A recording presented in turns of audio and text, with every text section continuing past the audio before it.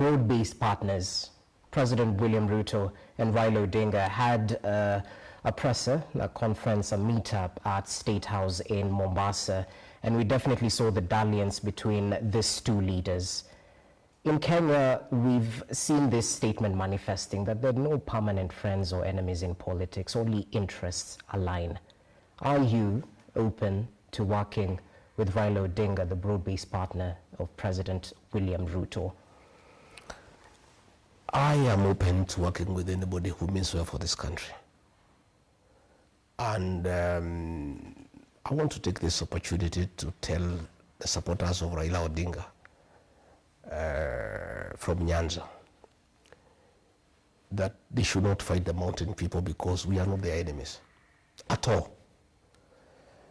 We have a problem with President William Ruto.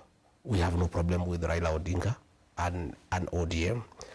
I saw after Raila Odinga lost the AUC elections, some people from Rift Valley, supporters of the president, and some supporters of Raila Odinga trying to blame the mountain people for the loss by the very simple fact some 6-7 women in Karatina Market had celebrated the loss. First and foremost, the Mount Kenya people did not have a vote at the AUC. In fact, our only participation in that election as people of Mount Kenya is that the man we made president had a vote.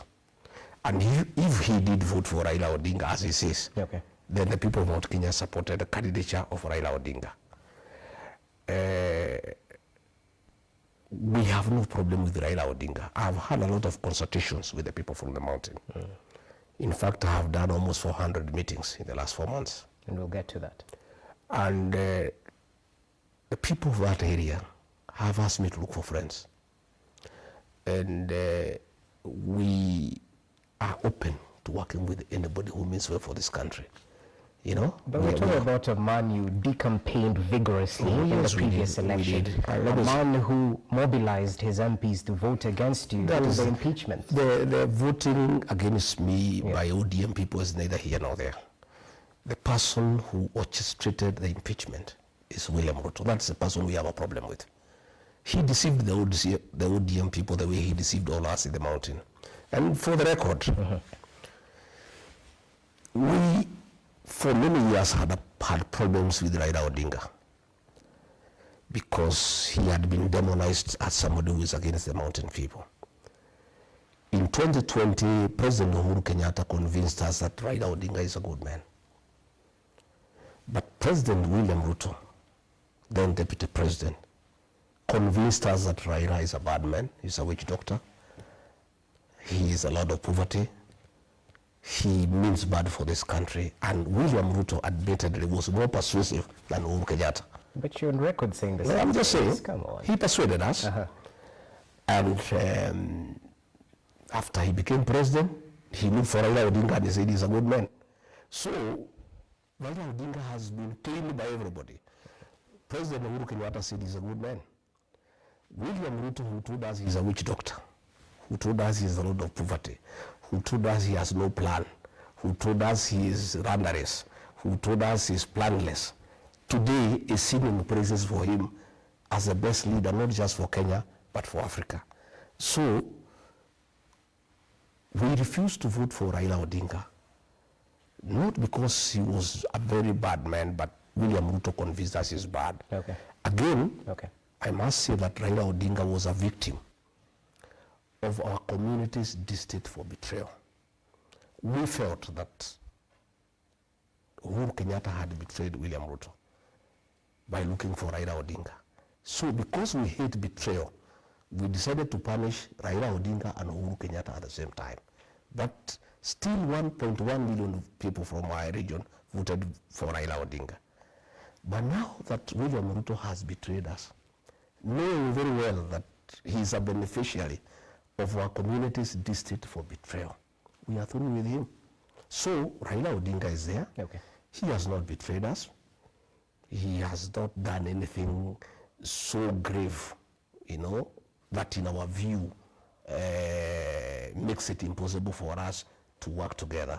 But I have heard him say that he's going to consult very widely and and he'll say the way forward. If he wants to be president, he can talk to us. We don't have a problem. And I also want to tell Raila Odinga and his supporters, I know I am not qualified to advise him, but from my working with President William Ruto, myself and my community, let them be very careful. I have heard them promise him to be prime minister. That is a lie, it's conmanship. There is no such position available in this country because it's not there in the constitution. For you to create the position of prime minister, it means you have to change the structure of government. You would have to go for a referendum. Yes. Today, if there is a referendum, it will be a referendum against the leadership of President William Ruto. And you will lose in the morning. So that position of prime minister is not available. So who's playing who? No, William Ruto is playing Raila Odinga. Let me tell you. There is no such position. So it's just a con. Number two, I think, to be fair to Raila Odinga, I think he has risen above that position of prime minister. The man has wanted to be president 5 times. He now wanted to be the chairman of the African Union Commission. I think taking him back to the position of prime minister is a bit demeaning. In my view, the former prime minister has 2 options, in my view. I cannot advise him. I cannot pretend I have the capacity to advise him. He either retires in dignity or he goes for the presidency. Because there is no way you can ask for the presidency for 5 times and then you demean yourself, you want to become a prime minister. No. I think that will be very, it will be very, very demeaning. But again, finally, yes. I want to ask my brother, President William Ruto. Now that you say this man is a witch doctor, he's the Lord of poverty, he is the real problem of this country, you have changed your mind, you are saying he is the best for Africa, he means well for this country.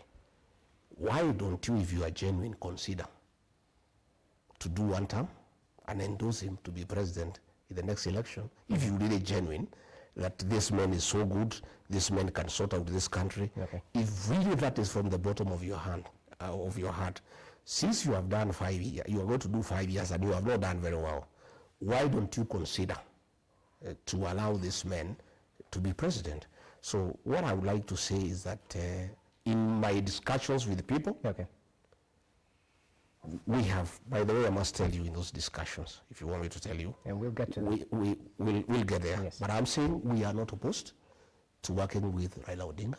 You're willing to already we are working with Kalonzo Musyoka. We are working with Eugene Wamalwa. We are working with Fred Matiang'i. We are working with Eugene Wamalwa. We are working with all like-minded Kenyans. If Raila Odinga does not make a decision to destroy his legacy and support President William Ruto and decides to join the rest of Kenyans in trying to liberate our country and get it back in the right footing and calls upon us for a discussion on the possibility of working together in whatever formation. You're open to that? We are open to that discussion. We are not selfish people. By the way, myself and my community are on record having supported somebody else. William Ruto, he's not one of us. Today he's calling us tribalists, despite the fact that we supported him, knowing very well he's not one of us. And because we are not tribal, we supported him, and he became president. We also are amiable and ready, if need be, to support another person, maybe it Raila Odinga, maybe it Kalonzo, maybe Wamalwa. We can support anybody, and whoever we decide to support.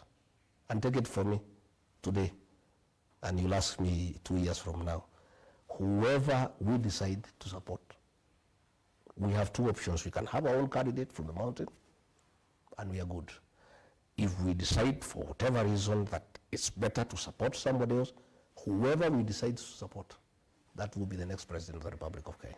Okay, time will tell. You said you're open to working with like-minded individuals. Yes.